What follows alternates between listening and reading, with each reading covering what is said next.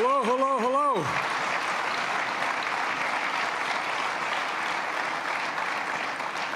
It's good to see you all. Please have a seat. And I know you're saying to yourselves, make it short, Biden. There's a semifinal game coming up.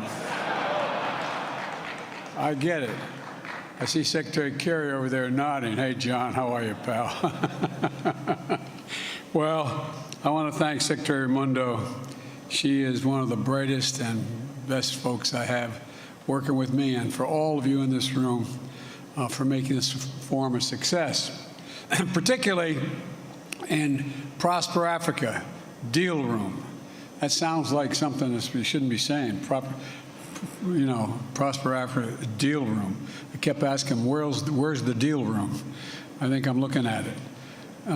Folks, I want to thank you all for being here, particularly since I said Morocco is about to play as the first African nation in the semifinals of the World Cup.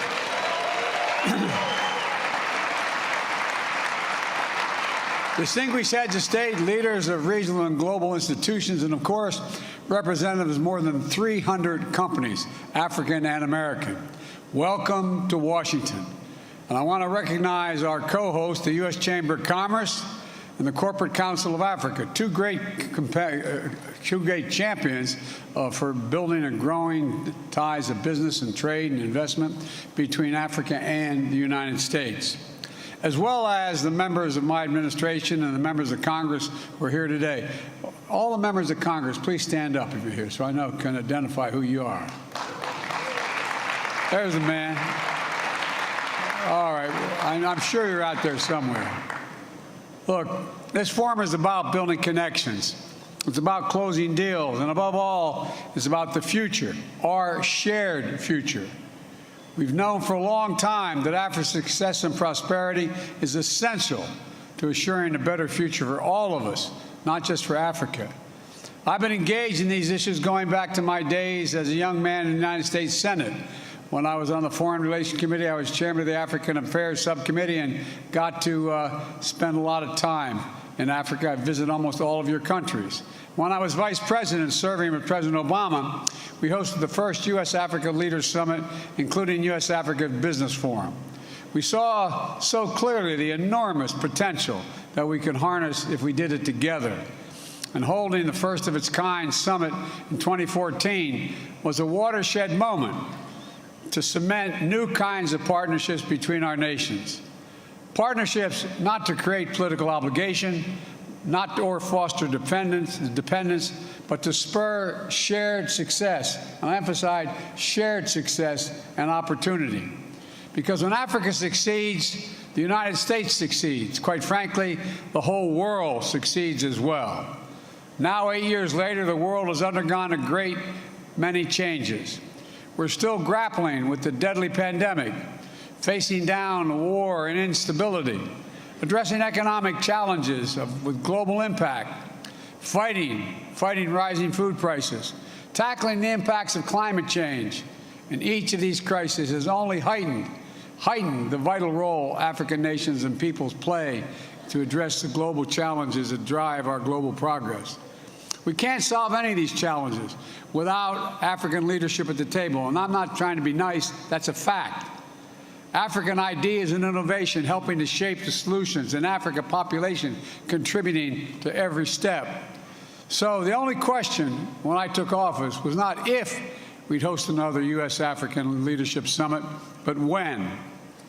My administration's engagement with Africa and the priority we place on these relationships began on day one.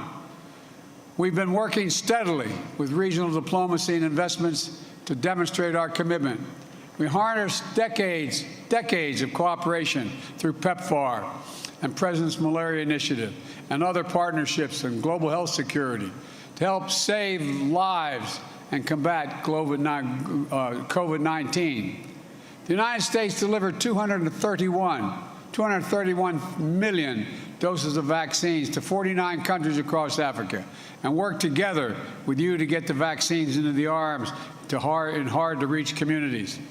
Critically, we invested in Africa's capacity to manufacture its own vaccines, diagnostics, and therapeutics so Africa can meet its own needs and contribute to the global supply chain. And even as we work to end COVID-19, we continue building stronger health systems and institutions and accelerating efforts to achieve universal health coverage, to make sure we're better prepared to tackle the health challenges, including the next pandemic, and there surely will be one. We also advanced our commitment to strengthen food security, including expanding the Feed the Future program to partner with 8 additional African countries. And I'll be speaking more tomorrow about this effort to both address the immediate food crisis and strengthen the food system in Africa for the long term. We're taking on climate crisis, prioritizing not just energy transition in America, but in nations of all of Africa, and meeting the urgent needs to countries to adapt to the climate impacts that are already here. Just last month, I traveled to COP27 in Egypt, where I announced $150 million in an effort to support adaptation efforts in Africa, a down payment of my commitment to provide $3 billion annually to global adaptation efforts for 2024. And in a year that has seen elections across Africa, we've worked together with the African Union to strengthen democracy and the core values that unite our people, all our people, especially young people: freedom, opportunity, transparency, good governance. Now, you might be thinking, this is a forum dedicated to deepening business ties and advancing two-way trade investments between Africa and the United States. Why is Biden talking so much about all these other areas? Well, it's because Africa's economic transition depends on good government, healthy populations, and reliable and affordable energy. These things business seeks out when they're looking to invest. They attract new opportunities, and they launch new partnerships. And the United States is committed to supporting every aspect of Africa's inclusive growth and creating the best possible environment for sustained commercial engagement between Africa companies and American companies. The United States is all in on Africa's future. And the work we've done over the past 2 years, building on decades of vital investments made under previous American presidents, has helped make possible the critical steps that I'm about to announce. First, the United States is signing a historic memorandum of understanding with the new African Continental Free Trade Area Secretariat. This MOU will unlock new opportunities for trade and investment between our countries and bring Africa and the United States even closer than ever. This is an enormous opportunity for Africa's future, and the United States wants to help make those opportunities real. We're finally implementing the African Continental Free Trade Area.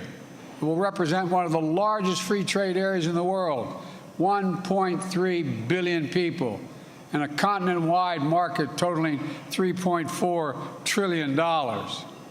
And with the new MOU, we're doing things correctly, enshrining protection for workers, both across Africa and in the United States, looking out for small and medium-sized entrepreneurs and enterprises to make sure they have a fair shot to compete, lifting up opportunity for women-owned businesses, diaspora-owned businesses, and businesses owned by members of historically underserved communities, and supporting and investing in continent's vibrant and growing urban economies.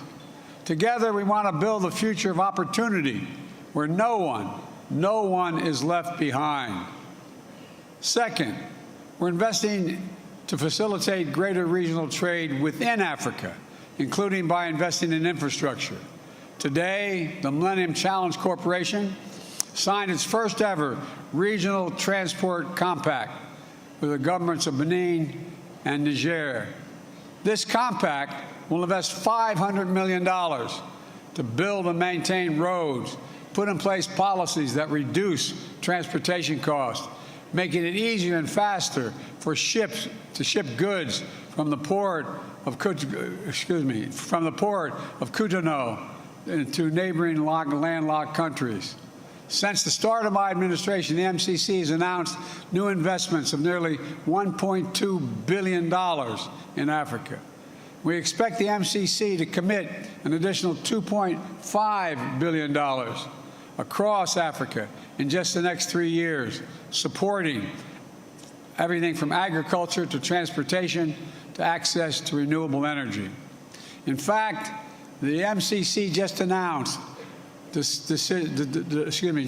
discussions for partnerships with 4 African countries.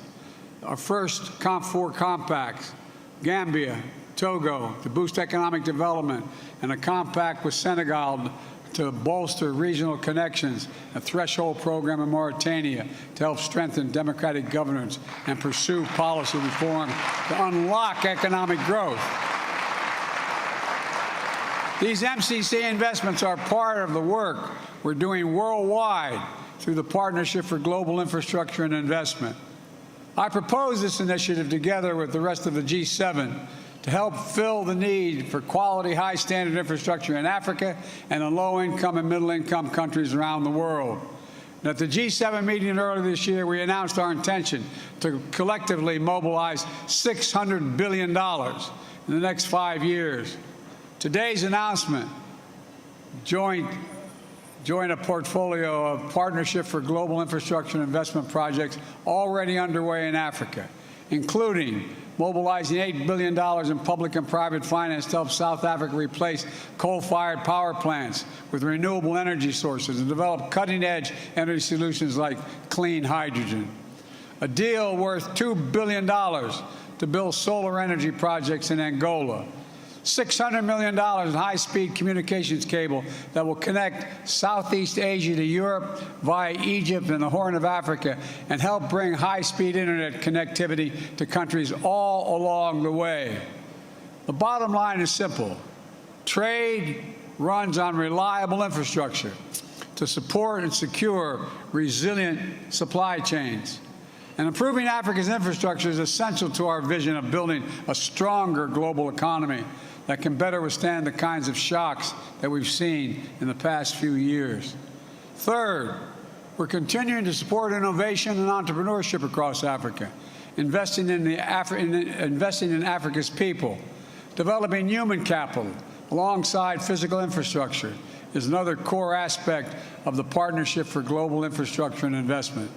Today, I'm announcing that the U.S. International Development Finance Corporation is investing nearly $370 million in new projects, $100 million to increase the reliable, clean energy for millions of people in sub-Saharan Africa, $20 million to provide financing for fertilizer to help smallholder farmers, particularly women farmers, increase the yields of their crops, $10 million to support small and medium-sized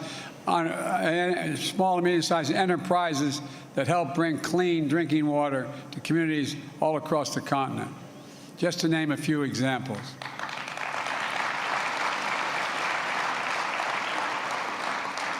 And we also know that one of the most essential resources of any entrepreneur or small business owner who wants to participate in the global economy is reliable and affordable access to the internet.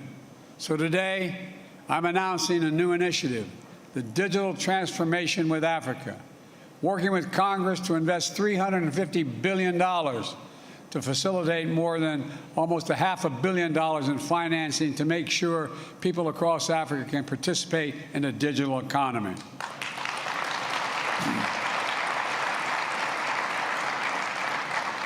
That includes partnerships like new collaboration between Microsoft and VSAT to bring in internet access to 5 million Africans, part of Microsoft's commitment to bring access to 100 million people across Africa by the end of the year 2025.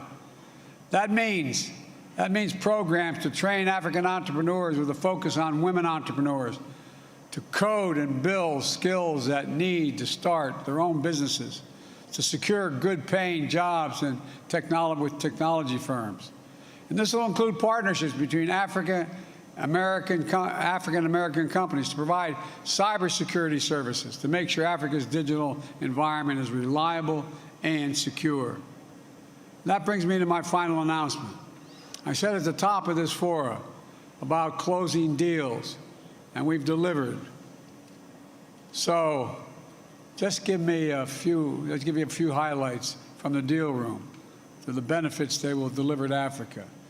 Cisco Systems and Cyber Bastion, a diaspora-owned small business, is jointly announcing $800 million in new contracts to protect African countries from cyber threats.